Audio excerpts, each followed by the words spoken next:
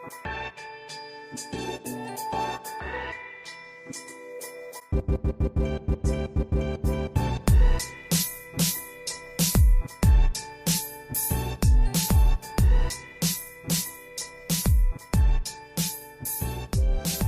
everybody, welcome back to another Nature's Always Right episode. Today we will be talking about making your own liquid fertilizers from plants like comfrey and yarrow. Now these two plants are called accumulators, and that just means that they're plants that mine out a lot of micronutrients and even major nutrients like nitrogen and potassium. And then it's stored in the leaves.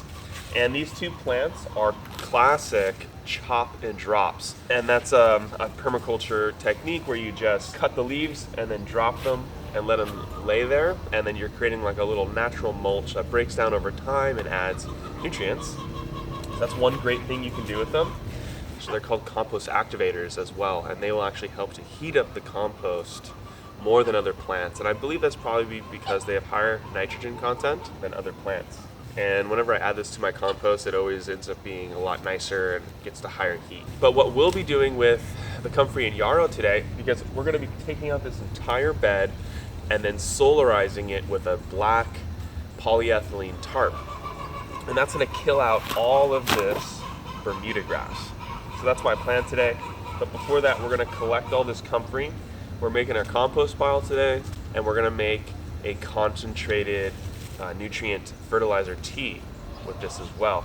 And it's going to be a concentrate that I can bottle and store for later use. And the tea can be diluted in a 1 to 10 solution to just water it out on your plants as a liquid fertilizer. Or I'm going to actually even add a little bit to my compost and worm teas, and that's going to increase the amount of nutrients in there as well. Let's get started. So first thing we're going to do is just collect all the leaves. So what we need to do now is process these.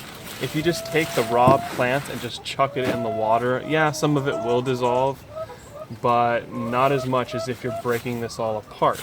So what you need to do is take your chunks and rip it all up. If you had a like a leaf shredder or a mulcher, something like that, that would work great. Just send it through, it'd be done in a second. Also use your clippers and clip it up.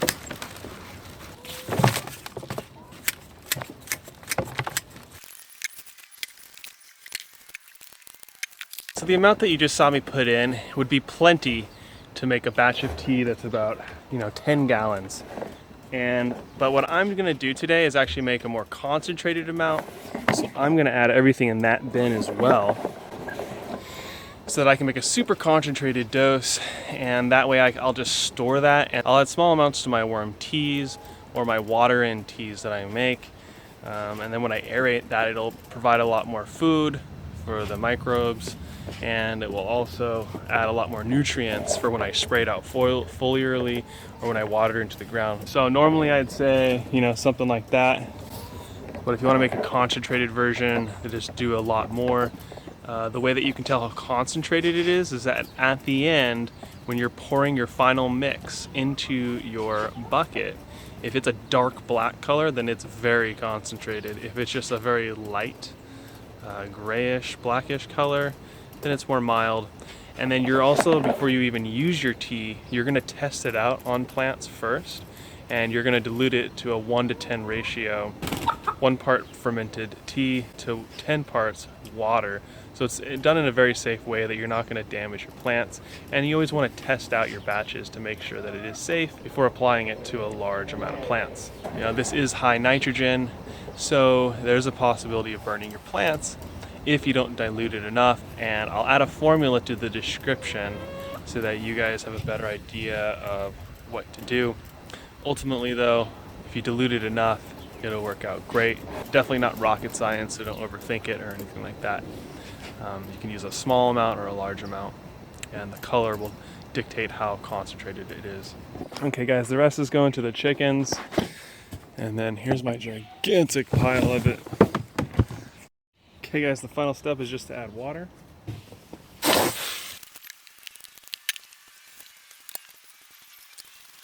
Something else I could have done to these was take a compactor, which is just it's a stick with a large piece of metal at the bottom. I could have smashed all this. That would have actually been a smart idea as well.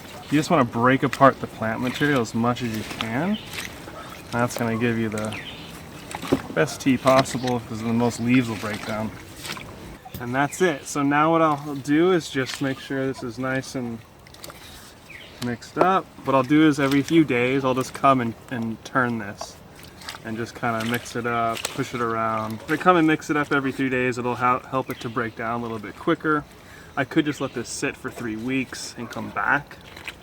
But if I want this done quicker, in about 2 weeks, then I can stir it every few days. All right, so we'll check on it in a few days and I'll show you guys the process of how it breaks down over time. This is day 3 of the tea, and already you can see in the water how brown it's getting. And this is just the beginning. I can feel it's already getting looser in there. It's breaking down really nicely. So I'm just gonna come out and turn this every day and try to really help it along. Okay, so here's what the tea looks like after a little over a week. You know, it's starting to develop this, this is a fungal thing, this white stuff, but that's what always happens. And it's already broken down quite a bit. I've come out and I've actually come out and mix this every day just because I like doing it. And we're getting a real nice breakdown. The smell really isn't too bad. Okay, so now we're a little over 2 weeks on this fermented tea, and it's broken down pretty darn well so far. I can still feel some bigger chunks in there, but all the non-fibrous stuff is basically broken. So we'll just go for like another 2 more weeks. Then we'll strain it out and we'll have a super concentrated fermented plant tea fertilizer. We're now at like 3 weeks, maybe a little beyond, and man, it's almost all of it's really broken down. This is basically all that's left. Bunch of fibers left over from the yarrow, and the thickest fibers are what's left. Everything else is broken down. Okay, it's now been a little over a month on this tea here, and it is ready to use. I actually used a little bit a few days ago to test it out, and it's some really good stuff. So first thing I'm gonna do is just remove the huge chunks out of here, and I'm actually gonna save this for the next compost pile that I make. So I'm just gonna throw it in my blue barrel here. And I wanna be really careful not to get this on me. It is disgusting.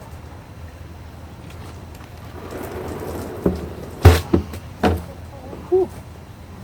Success, nothing got on me.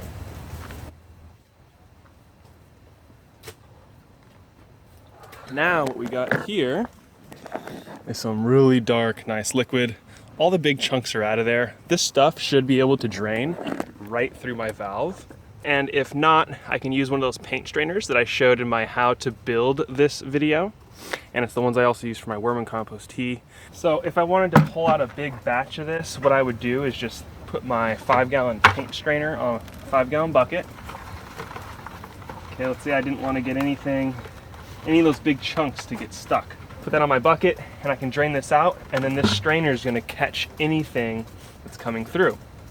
Now I'm not going to worry about that just yet because I've still got a whole tub of this stuff. When I get closer to the bottom, then I'll use the strainer. And today I'm just going to show you guys how to make this. Okay, so the top's going to stay on, and this liquid can just stay in here now. You know, I could transfer this into some other bottles, but this is a good storage place for it. I'm not actually sure how long this will last or stay stable for, but it's all water soluble nutrients that are now in the water, so I believe that it should be pretty stable. It should last a while. I wish I had more of a scientific answer to that. The most important thing with this tea would be to dilute it correctly.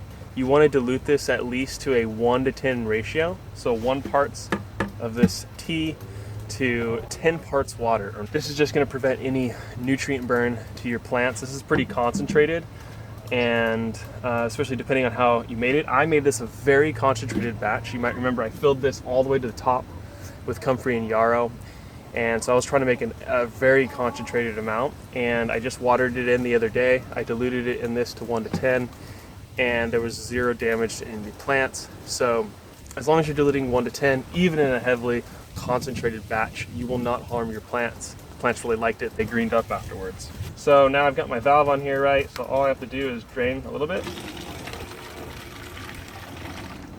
And it. That's what's so cool about this valve. I've got options. I can go directly into my watering can for just a dose that I want to make right away. I could strain the whole thing out. I could put these into other smaller jugs and save them, then redo this one for the next batch.